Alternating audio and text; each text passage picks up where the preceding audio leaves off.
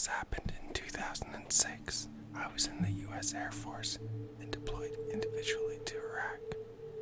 At the end of my rotation, I also took the rotator back by myself. It was a commercial 747. The military paid to take a bunch of us to the U.S. Back then, we typically wear our uniforms, even on commercial flights. The guy in the seat next to me was similarly redeploying, and also in his uniform. This was usually never a problem because Americans were typically very kind to servicemen in their uniforms in public. We had a layover in Ramstein, Germany, and civilians began boarding. These were mostly wives, children, and other dependents of those deployed to Europe. It had been obvious those of us already on the plane were coming back from deployment.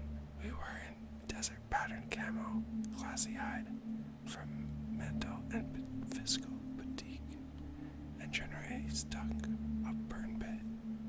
While this woman with a baby comes right up to my seat and announces that we are in her seats.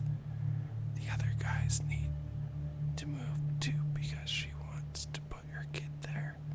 We were both kind of bleary and just stared at her in surprise. I didn't care where I sat, but the stewardess hurries over and says the flight is full and they can't reseat us. This woman shoves her ticket in the stewardess' face and says it clearly shows my seat number on the ticket. She wants to kick me and my seatmate off the flight. Clearly she was more entitled to it than us. She flips her SHID right in the middle of the plane and goes off on the stewardess. I stayed seated, more out of shock than stubbornness.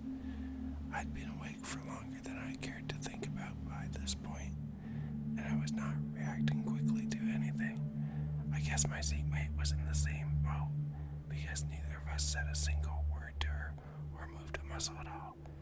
We just watched her make an ass of herself in front of all these gawking passengers. She ended up getting herself kicked off the flight. In all, it happened rather quickly, but it still stunned me. The trip from Iraq to my home station was already going to be several days long, and she thought nothing of forcing me and the other guy off the flight just for her convenience. I don't know why she popped her head in my head today, but I just can't be imagined married to that.